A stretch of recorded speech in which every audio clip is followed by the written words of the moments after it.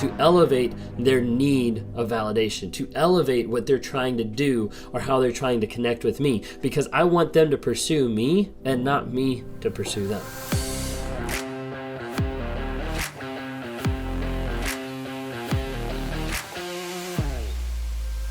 One manipulation tactic that narcissists use is called triangulation. So triangulation is when you bring a third party into the conversation, whether that's in real life, bringing them in the party, or whether that is just talking about it and bringing that person, that physical entity, into the concept of the conversation.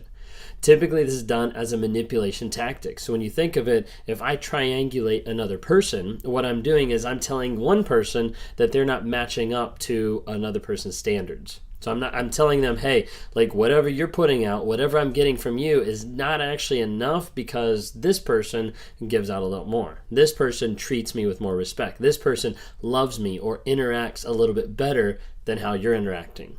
So triangulation is this very manipulative idea to be able to pit another person against, they might not even know they're being triangulated, to pit another person against the actual person who's being abused, saying, hey, this isn't working. You're not giving me what I want. It's not looking the way it should be, etc., etc.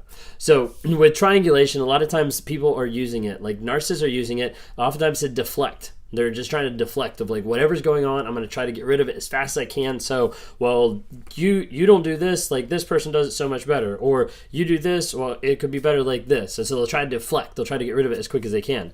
Other times they'll create another type of conflict. They'll create a conflict with another person. Maybe that's adding like jealousy. Maybe that's adding like frustration. Maybe that's adding a little bit like push-pull of, okay, well, this person's actually doing this a lot better than you are. I don't know what your problem is, and creating a whole nother dynamic, a whole nother conflict, as you were, on how it actually happens.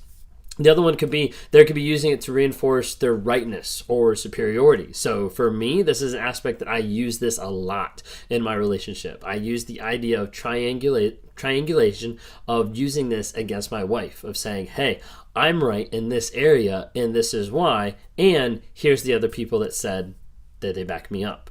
So case in point, whenever someone first came and my wife said, hey, I think you might actually be struggling with narcissism, I was like, no, not struggling with that at all. And I went and I found other people to agree with me. I found other people who would say, hey, he doesn't have narcissism. Like, he might have traits. He might be a little bit narcissistic, but like, that's not him. That's not what actually he struggles with. And so I got those other people to be able to go back to my wife and say, hey, he's not a narcissist. And that was my idea of triangulation.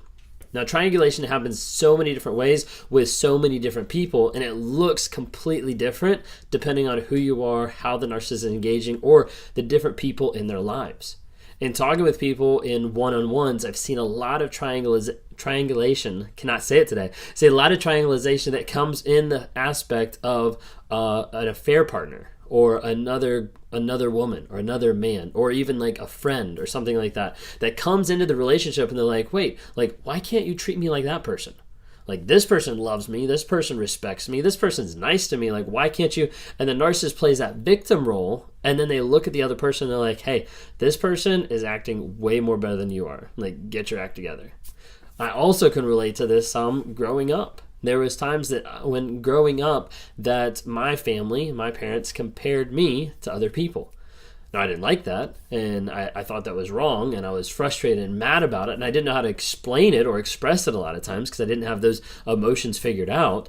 But they would often like set like an idea of like a standard of like, you know, this person does it this way, or like, why can't you be like this person who's acting this way, or who's engaging in life this way, or in ministry, or whatever it might be. And as a result, like, I felt very shamed. I felt like I can't be good enough. I can't be good enough as that person. And like, finally it came to a head one time where I was like, I'm not that person. I'm not going to be that person. I don't want to be that person. But growing up, that was an aspect that I experienced a little bit of triangulation as well. Cannot say that word today. I'm sorry.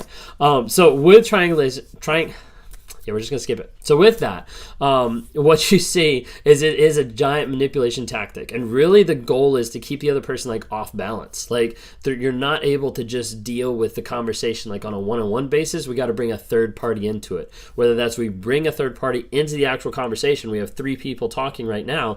Or that's where we bring virtually a third party in of saying, oh, this person does it this way. This person, and you bring them into that conversation, and it's changing the whole dynamic of the conversation. It's changing the dynamic of what you're talking about and how you're communicating, because you're no longer dealing with just one subject. You're no longer dealing on a flat playing field. Now you're dealing with another person in the picture, and they have to assess and evaluate, okay, what is his thoughts about that person's? What's her thoughts about this guy? And they have to actually figure out like what's actually going on, and it really just throws a lot of things off balance when it comes to triangulation. Cannot say the word, I'm sorry. So a lot of times it comes out in relationships. Like relationships is where you see it, I would say predominantly, or the majority of the time you'll see it in romantic relationships. You'll see this a lot of times from the narcissist as he gets into the relationship, even just on like a basis, like a surface level, like very beginning, when the narcissist is looking back and telling you about all his exes. He's giving you a litany of all the different people that he's been with, all the different situations, affairs, like different things that have gone on with them, how all the exes were crazy, how all the exes were narcissists, that kind of a thing. And they give you like an idea. So in your mind, you're starting to think like, wait, like they're expecting me to be at a certain level because, oh, like this ex was really great. Like they interacted, they just were so loving, kind. But yeah, they were really crazy when it came to. And it starts playing with your mind a little bit, realizing that early on in the relationship, there's triangulation that's happening right then and there, as they're communicating about exes, as they're communicating about other people that have been in their lives. So you'll see that, and you'll kind of be like looking back and forth. So like an example would be, say they're looking through old photos, and they pull up a photo of an ex, and they're like, yeah, like that ex was crazy. Or they pull the photo and they look at it, and you're like, you know, I'm not sure why we broke up actually. You know, we had like the greatest time. Like she was actually pretty awesome. You know, that type of a comment is the idea of like triangulation, because it's putting that presence, putting that thought in your mind that maybe you're not good enough. And that's what the narcissist wants to do. They want to put you off kilter. They want to put you off balance so that you work harder to give them what they want. Happens a lot of times in relationships. It also happens a lot of times with parents and children. So I mentioned earlier about like my upbringing and growing up and feeling like that comparison, that I didn't realize at that time was any type of triangulation, that comparison was trying to make me up who I was. Like I wasn't good enough. Like I couldn't attain to what I needed to be. So I need to be like these people. I need to be like those boys. I need to be like, etc. And that puts in your mind that you're always striving, that you're always trying to figure it out. So sometimes you'll have it with like a narcissistic parent, and it might work in different ways. It might work in different aspects. They might try to manipulate or like gain the child's love in different aspects. So might be offering one thing to the kid that the other parent doesn't love. That can be even termed as triangulation. They could be lying or manipulating into about the other parent, about other reasons why the other parent left or why they're disengaged or anything like that. It could be kind of like pitting parents like against each other. Oftentimes that is the idea of triangulation. You'll see that even where a husband is triangulating the wife with the daughter. Of like, wow, like she's not doing that. You know, like it's crazy, but like it'll literally use anything and everything. You see this oftentimes with the parent family, with the parent and children dynamic, in the idea of like a favored child versus like a scapegoat. You'll see triangulation going on between the two kids from the father's aspect, from the mother's aspect, whoever's like the narcissist, you'll see that aspect kind of go back and forth.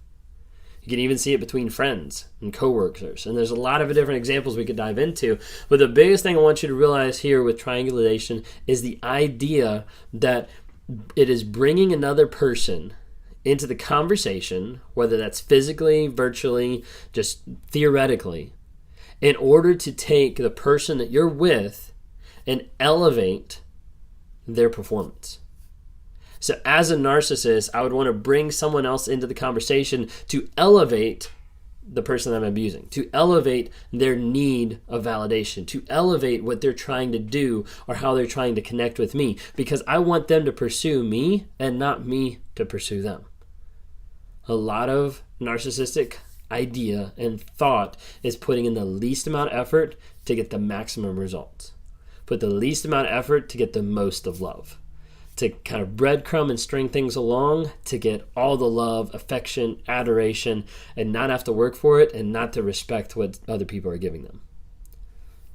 Hope you like what you saw today. That's a little bit about triangulation from my perspective, even though I botched the word like a million times. If you like what you see here, please subscribe. Would love to have you subscribe to the channel for more stuff. Would love to have you leave comments below just to tell me what you're learning, what you're seeing. If you want to be involved in a community of like-minded people, go online and download the Narc app. It's in the Apple Store. It's in the Google Play Store. That's an app that we're slowly building up piece by piece into being one of the best apps there about narcissism and about narcissistic abuse. So it's called the Narc app, N-A-R-C, and that stands for Narcissistic Abuse Recovery Community. It's a community of like-minded people that have either been abused and gotten out of it, or they're still in the whole shit and they're trying to figure out, how do I get out? How do I survive? How do I build my exit strategy? There's ways on there for them to track their no contact or to track their truth journaling. There's exercise on there for them to work through their feelings and their facts and get to a place where they can get rid of the fable and focus on the truth and the story of what's actually going on so they can change their life. That's what those people are doing. If you don't follow me on other platforms, grab on to TikTok, Instagram, Facebook. We'd love to have you interact there. We do have the podcast that's going, new podcast episodes every Friday, besides these that are uploaded as well. But we got that on Apple Podcasts and on Spotify. We'd love to have your engagement there. Leave a rating. Let us know how we're doing. So if you want to talk to me one-on-one, would love to interact with you and talk to you. I talk with people every single day that deal with narcissistic abuse, and they've been in that. They've been in the shit. They've been in the environment that's absolutely awful, and they don't know how to get out, or they've gotten out and they don't know how to heal. And they're still stuck. They're still going back to everything that it used to be, that addiction, that feeling of I have to go back to what's going on, or I know I don't want to be with this person, but I still want to be with this person. That's the kind of stuff that I work with people on a day-to-day basis to try to help them have awareness about it, get healing, growth, and change their lives. Hope you enjoy. Talk to you later.